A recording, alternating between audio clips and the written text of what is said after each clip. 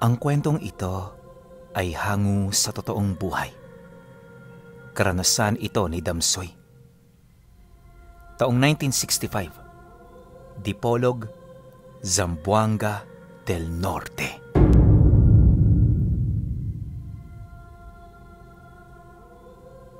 Mahal kong Damsoy, mukhang hindi na ako makakabalik. Ikaw na ang bahala sa iyong ina at sa iyong mga kapatid. Huwag mo silang pababayaan at gawin mo palagi kung ano ang nararapat at ikabubuti ng lahat. Hanggang dito na lang ako, anak. Pasensya na. Naisin ko mang umuwi para muli kayo makasama. Hindi ko na ito magagawa.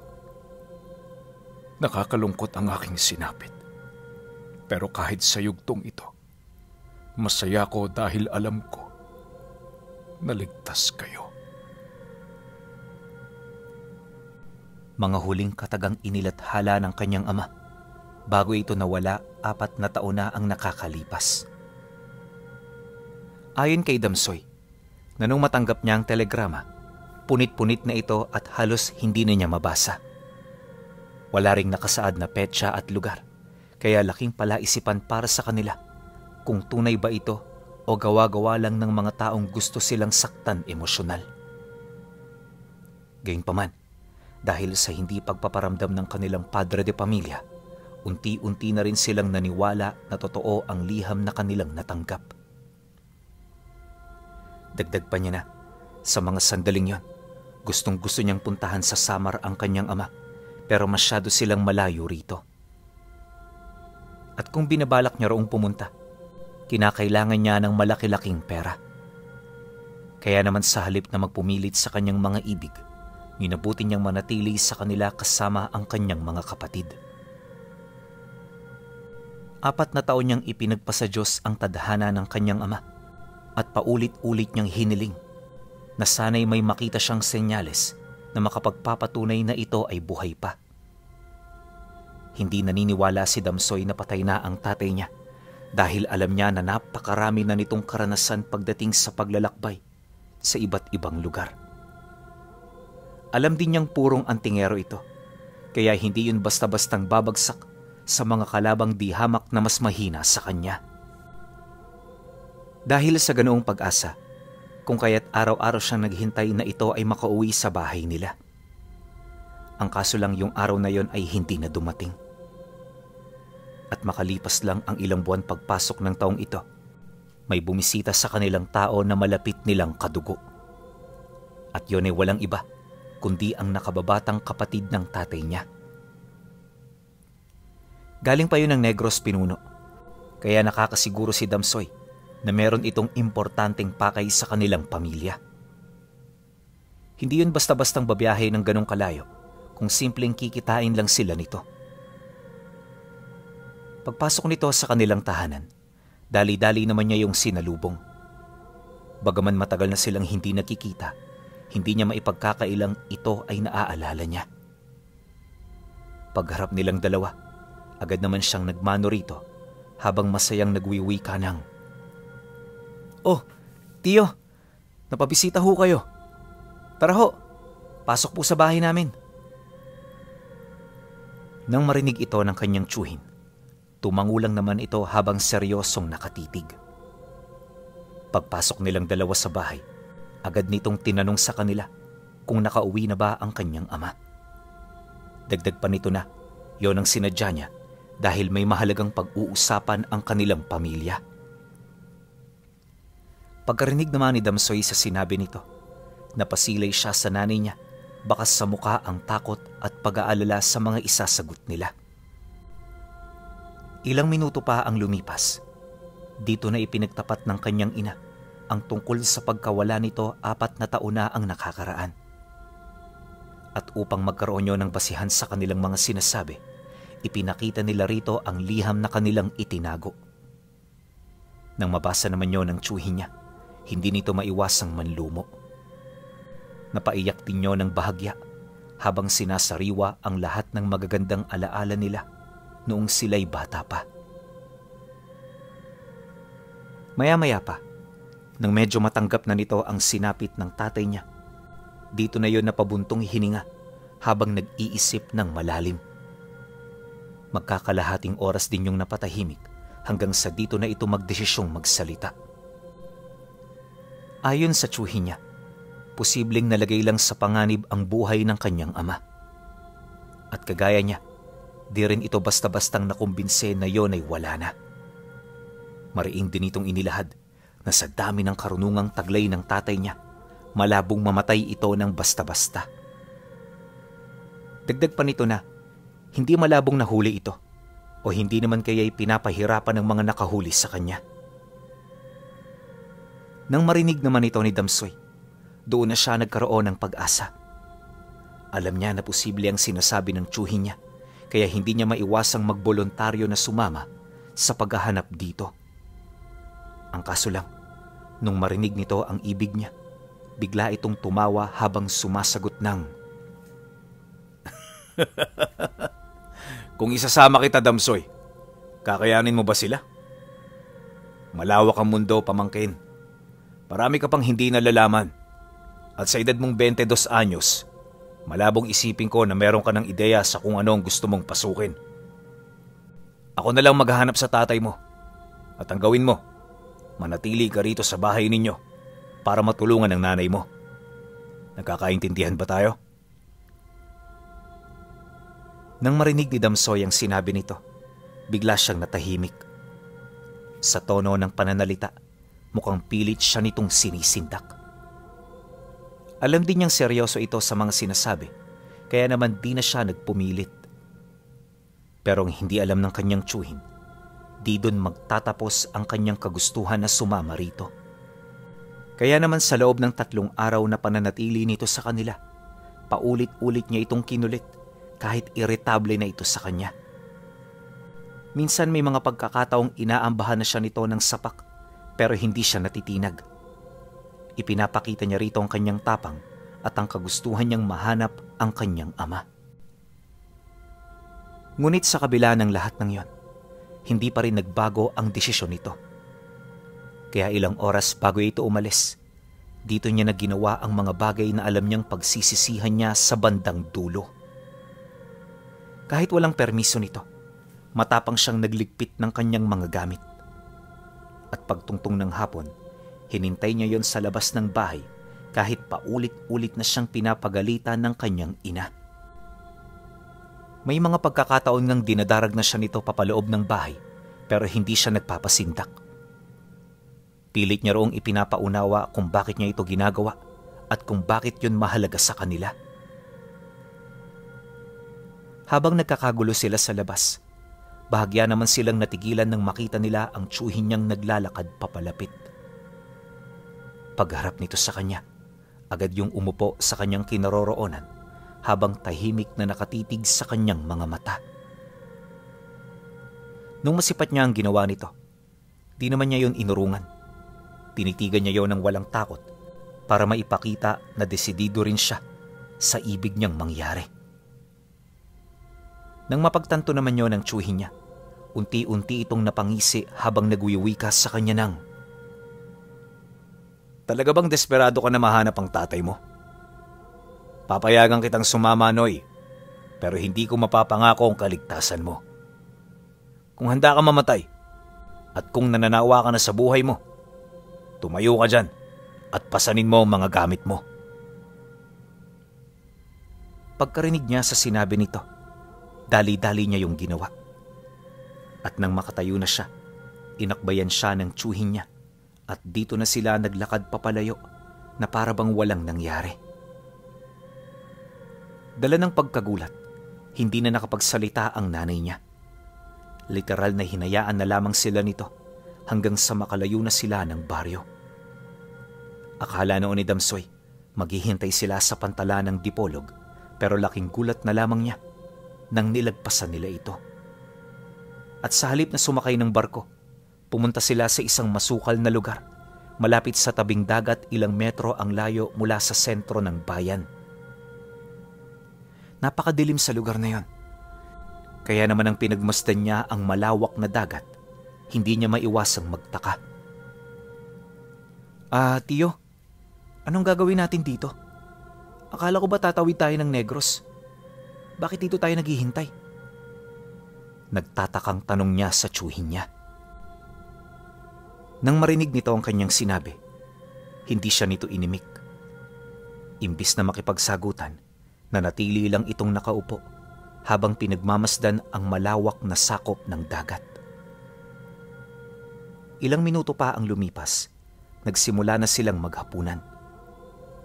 Normal pa ang mga nangyayari noong mga sandaling yon, kaya hindi niya inaasahan na makakasilay sila ng hindi pangkaraniwan. Pagtungtong ng 8:00, habang siya ay papaidlip na, may narinig siyang ragasan ng alon. Sinubukan niya itong hanapin pero wala naman siyang nakikitang bagay sa laot. Akala niya wala lang ito, kaya naman bumalik na siya sa pagkakahiga.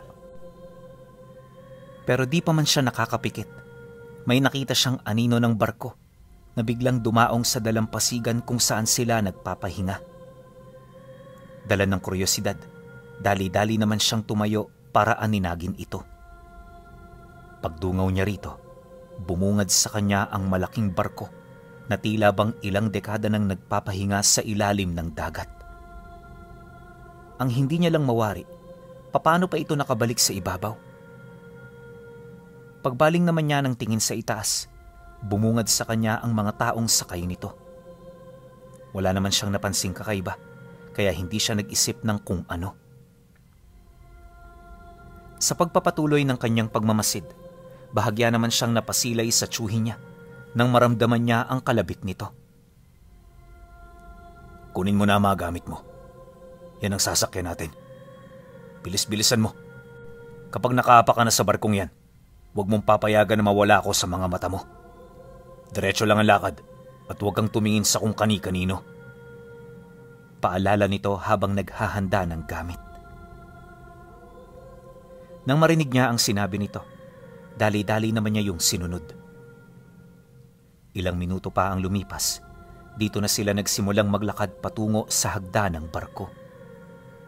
Pag-akyat nila rito, sumalubong sa kanilang iba't ibang uri ng ingay.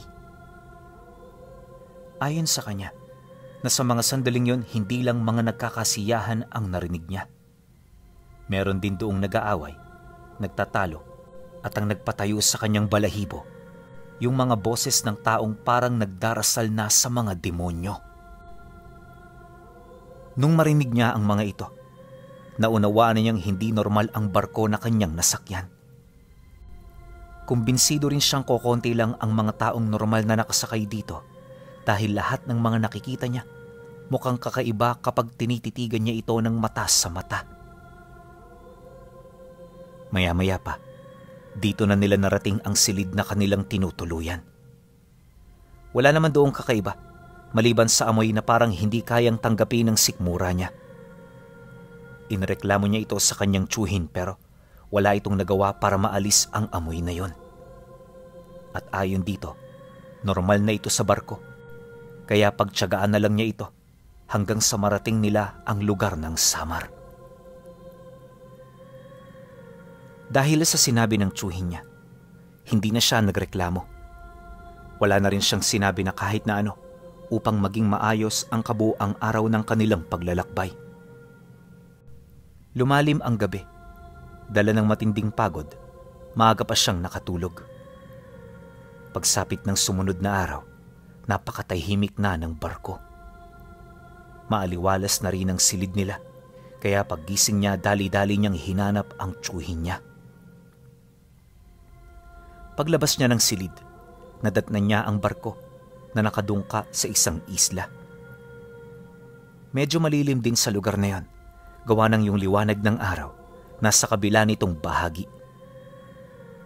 Pagsilay niya sa dalampasigan, dito niya nakita ang mga sakay ng barko na abala sa kanilang mga ginagawa. May nagpapahinga, nagluluto ng pagkain, at yung iba naman masayang lumalangoy. Matapos naman niya yung masilayan, wala naman siyang nakitang kakaiba, kaya nagdesisyon na rin siyang bumaba. Pagdating niya sa dalampasigan, dito na siya sinalubong ng kanyang tiyuhin. Agad siya nitong dinala sa kanilang pwesto kung saan nakakapagluto na rin ito ng kanilang pagkain. At habang nakaupo sila sa lugar na yon, tahimik nilang pinagmasdan ang lahat ng kasabayan nilang pasahero. Sa totoo lang, Pinuno, walang kaide-ideya noon si Damsoy sa kung ano ang kanyang kinakaharap. Inakala niya talagang mga ordinaryong tao ang mga ito. Pero nang magsimula ng magkwento ang tiyuhin niya, dito na siya dahan-dahang nakaramdam ng kilabot. Ayon sa kwento ng kanyang tiyuhin, sa barko na kanilang sinakyan, sila lamang ang ordinaryong tao. Ibig sabihin, lahat ng nakikita niya noong mga sandaling yon ay mga nilalang na nagbabalat kayo. Dagdag pa ng tiyuhin niya, mga aswang ang karamihang kasabayan nila na halos linggo-linggong naglalakbay patungong Samar. At ang barko na kanilang sinasakyan ay literal na nabubuhay gamit ang itim na salamangka. Marami ang rason kung bakit sila nagtago sa isla. Una, dahil sa kagustuhan ng mga pasahero. At ang ikalawa ay dahil sa lulubog ang barko kapag nagpumilit itong pumalaot ng umaga. Nabanggit din ito na malapit na sila sa Samar, kaya bago sumapit ang hating gabi, nakadaong na sila.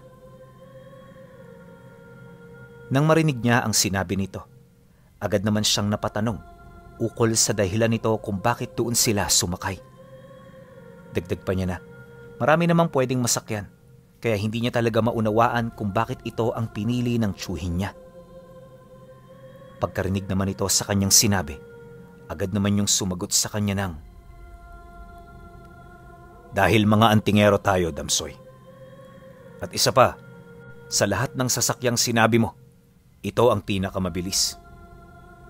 Kung sa ibang barko gugugol tayo ng mga araw, dito 1 araw at 2 gabi lang.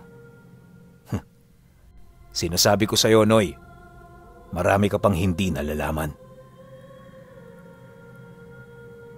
Matapos ang kanilang pag-uusap, inabisuhan siya nito na kumain lang ng kumain upang sa pagsapit ng gabi, hindi siya makaramdam ng gutom.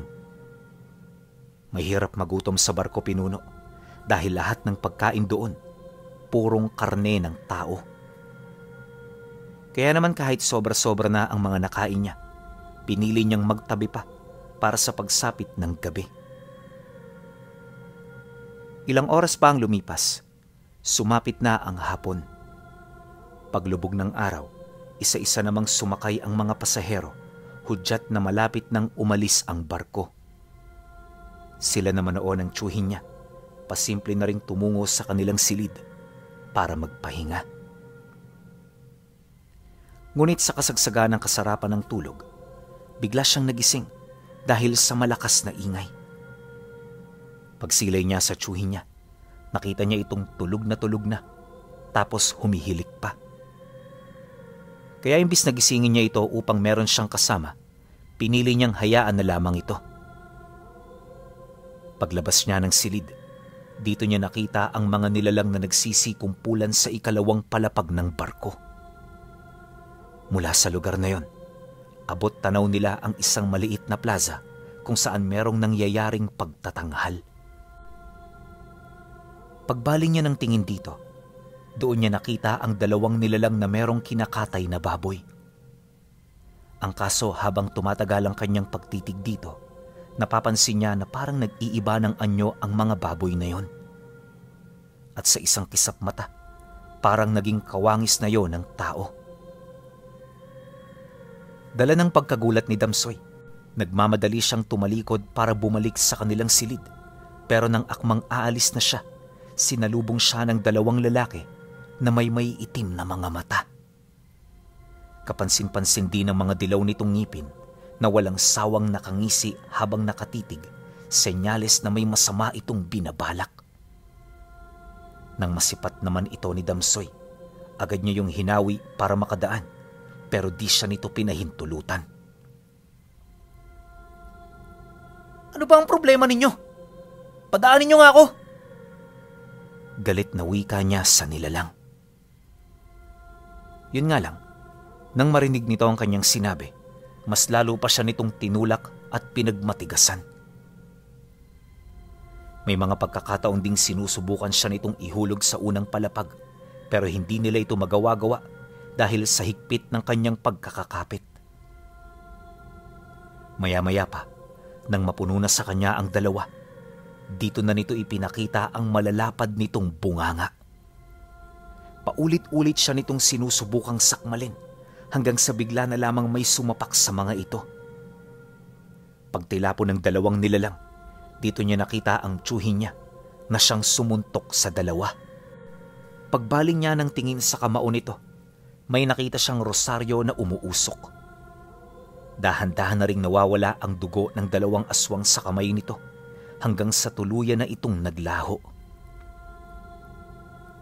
Matapos ang pangyayaring yon, lahat ng mga manonood ay nagulat sa pagtilapo ng dalawa.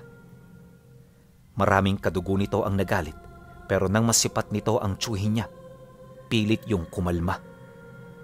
Ni isang nilalang sa barko ay hindi nagkaroon ng lakas ng loob para pagtulungan ito. Nang mapansin naman yon ng tiyuhin niya, dali-dali naman siya nitong hinawakan habang nagwiwika sa mga nilalang ng, "Ano sa tingin ninyo? Bakit kami lang ang tao sa barkong ito? Hindi ba kayo marunong mag-isip? Gusto nyo bang isunod ko kayo sa dalawang yon?" Pagkasambit nito ng mga kataga, agad itong tumitig sa kapamilya ng dalawang nilalang na kasalukuyang wala pa ring malay. Dahil sa ginawa nito, napayuko lang naman ang angkan, indikasyon na wala yung hangad na makipaglaban. Nang mapagtanto naman yon ng tiyuhin niya, tsaka pa lamang sila umalis sa lugar. At nang makapasok na sila sa loob ng silid, doon pa lamang siya nito pinagalitan. Ayon sa tiyuhin niya, pasalamat lang siya dahil narinig nito ang boses niya, dahil kung nataong naunahan siya ng mga nilalang, hindi na siya aabutan ng susunod na araw. Pagtatapat pa nito na, katakot-takot ang sinasapit ng mga biktima na nahuhulog sa kamay ng mga ito, kaya para hindi niya yun maranasan, kailangan niyang magdoble ingat. Nang marinig niya ang sinabi nito, tumangulang naman siya kasabay ng paghingi niya ng tawad. Ilang minuto pa ang lumipas, narating na nila ang lugar ng Samar. At kagaya ng inaasahan, dumaong ang barko sa isang liblib na dalampasigan. Malayo ang lugar na yon sa mismong bayan, kaya mula roon, naglakad pa sila ng ilang oras para makarating sa pinakamalapit na baryo. Bandang 8:00 na ng umaga nang makarating sila, kaya naman binuhos nila ang kabuuan ng araw sa pagpapahinga. Pagpatak naman ng gabi, pinag-aralan na nila ang lugar na kanilang narating.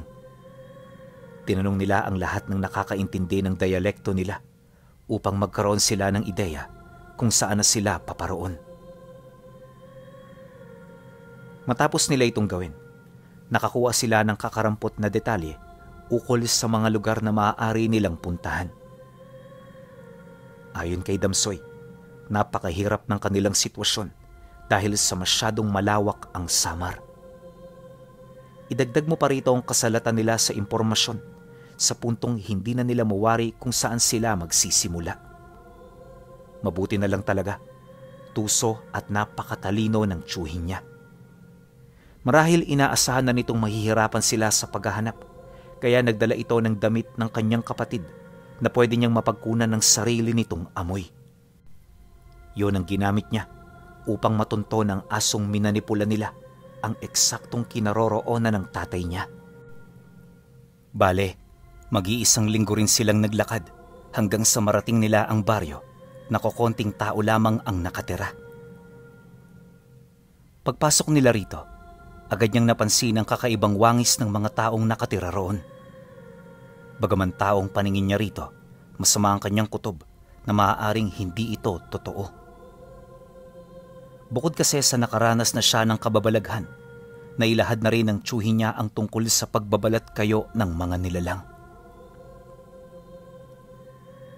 Sa pagpapatuloy ng kanilang paglalakad, dito na nila unti-unting napapansin ang pagtitipon-tipon ng mga taga roon. Habang nakatayo ang mga ito, Nasisipat nila na nagbubulungan ang mga ito sa kanilang mga katabi. Hindi niya mawari kung anong ibig ipahiwatig ng mga nilalang hanggang sa may nakita silang matangkad na lalaki na may malaking katawan. Nag-uumapaw na ang buhok nito sa ulo, tapos yung mga mata nito parang luluwa na. Kulukulubot din ang balat nito, tapos kung titingnan para yung mga ngatay ng karne ng hayop. Basta, kakaiba ang aura ng taong yon. Nung masipat nga ito ni Damsoy, agad siyang napatago sa likod ng kanyang tiyuhin. At habang lumalapit sila rito, paulit-ulit niyang pinayuhan ang tiyuhin niya na maging mahinahon sa pananalita. Ang problema, parang hindi yun nakikinig sa mga sinasabi niya. Maya-maya pa, nang makaharap na nila ito, direkta itong tinanong ng tiyuhin niya ukol sa kinaroroonan ng kanyang ama. Mariin din itong inilahad na yun ang lugar kung saan nila nasagap ang amoy nito, kaya wala na yung maipapalusot pa. Pagkarinig naman ng nilalang sa sinabi ng kanyang tiyuhin, bigla naman yung humagik-gik na parabang isang malaking biro ang kanyang narinig. Pagtahimik naman ito, bigla yung sumagot sa tiyuhin niya ng, "Baka naman patay na ang hinahanap ninyo. Hindi kami nagtatago ng bilanggo rito. Kaya yung hinahanap nyo, sigurado kung nasa kabilang buhay na. O siya, sige, halughugin nyo ang buong paligid. At kapag may nakita kayong tao, sa inyo na. Pero kung wala naman, aba, may iwan kayo ritong dalawa." Nang marinig naman ng tiyuhin niya ang sinabi nito, walang pagdadalawang isip nitong sinapak ang nilalang. Sa sobrang lakas ng pagkakasuntok nito, para yung punong nabuwal sa lupa. Agaran itong nawala ng malay, kaya kahit anong sigaw ng mga kasama nito, hindi na yon nakatayo. Nang mapagtanto naman ng mga tiyuhin niya na tapos na ang nilalang na yon, dali-dali niya yung nilapitan, sabay paulit-ulit yung inapakan sa ulo hanggang sa kumalat na ang dugo nito. Pagsilay naman itong patay na ang nilalang, muli itong humarap sa mga kalahi nito upang ipagtanong sa ikalawang pagkakataon ang tungkol sa kinaroroonan ng kanyang kapatid. Ngunit sa halip na makipagtulungan ng mga natira, napilitan niyong magpalit ng anyo upang ipaghigante ang namatay nilang kadugo. Dahil sa pangyayari, agad siyang sinigawa ng tiyuhin niya na magtago habang hinuhugot sa magkabilang bewang nito ang dalawang matatalas na sundang. Segundo lang ang lumipas nang bigla yung suguri ng mga aswang. Ayon kay Damsoy, na sa sobrang dami ng nakalaban ng tiyuhin niya, hindi niya inakalang makakaligtas pa ito. Ngunit habang tumatagal ang kanyang pagmamasid, dito niya nakikita ang ginagawa nitong pagsalag sa lahat ng nilalang na umaatake. At sa maniwala man kayo o hindi, lahat ng tinatamaan ng talim ng sundang, mabilis na napuputulan ng parte ng katawan. Pagkaraan pa ng 10 minuto, bahagyang naantala ang labanan dahil sa dami na ng pinsala ng atake nito. Karamihan sa mga aswang na nakaligtas, napilitang sumiksik sa isang tabi para lawayan ang kanilang mga sugat. Yung iba naman na natiling nakatayo, pilit na binabantayan ng kilos ng tiyuhin niya. Kaso lang kahit marami pang nakaabang, hindi na ito nagdalawang isip na umatake. Pagbaba nito ng sundang, may mga sinambit pa itong dasal bago ito maglaho na parang bula. At sa loob lamang ng ilang segundo, nakatarak na ang sundang nito sa dibdib ng aswang na pinaniniwalaan itong isa sa mga namumuno sa baryo.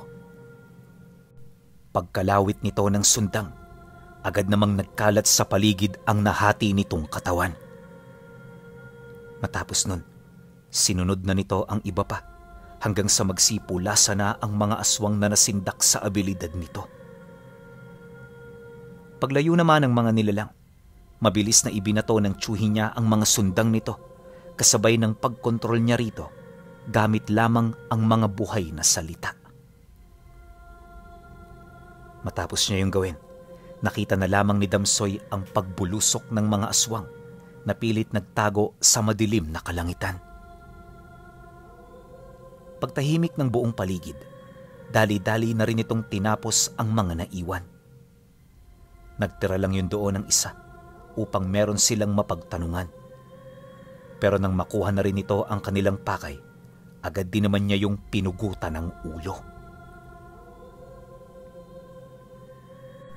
Hindi naglaon. Dali-dali siya nitong hinanap para mapuntahan na nila ng magkasama ang yungib kung saan nakakulong ang tatay niya. Pagdating nila rito, nakita niya ang kanyang ama na nakaluhod sa isang mataas na parte ng bato habang pinalilibutan ng 4 na haring engkanto. Ang mga engkantong yon ang lumilikha ng malakas na harang upang hindi ito mapasok ng mga aswang. Nang masipat naman yon ang tsuhi niya, may kinuha itong bato sa bulsa nito na siya namang isa-isa nitong ipinakain sa mga haring engkanto. Nung may isa katuparan na niya ito, agad itong nagbanggit ng mga buhay na salita kasabay ng dahan-dahang pagkawala ng bisa ng makapangyarihang harang. Paglaho nito, doon pa lamang nagkaroon ng malay ang kanyang ama. Dahan-dahan niyong tumayo hanggang sa magawa na sila nitong masilayan. Pagtitig nito sa kapatid niya, nagmamadali itong tumakbo papalapit. Agad sila nitong niyakap ng magkasama habang humahagulgol sa pag-iyak. Ayon sa kanyang ama, hindi ito nakulong sa lugar na yon. Bagkus ay nasa kasagsagan nito ng pag-aayuno at pagpapalakas. Yun nga lang, dahil sa pamumugaran ng mga aswang, kung kaya't hindi na ibinaba ng mga haring engkanto ang kanilang depensa. Habang buhay na sana yung mangyayari kung hindi sila pumunta. Dagdag pa nito na, labis-labis ang pasasalamat nito buhat sa ginawa nilang sakripisyo. Pagkatapos ng masayang pag-uusap, lumabas na sila ng kuweba para maghintay sa pagsapit ng susunod na araw. Kinabukasan, nagmamadali silang pumunta sa pantalan para sumakay ng barko pabalik sa lugar nila. At magmula noon pinuno, wala nang nagparamdam. Naging tahimik ang kanilang paglalakbay hanggang sa makauwi sila ng magkakasama. Yung tsuhi naman niya, matyagang naghintay sa kanila para maisama sa Negros. Sumang-ayon naman dito ang tatay niya, kaya kahit papaano nakapagbakasyon sila. Pagdating nila sa lugar, dito niya nakita ang mga kadugo nilang antingero. Pero sa lahat ng ito, hindi maipagkakailang ang kanyang ama ang nagtataglay ng mas higit na kapangyarihan. Kaya niya yun nasabi dahil kabilang siya sa 2 taong nakakita sa makapangyarihang harang na nagmumula sa 4 na hari.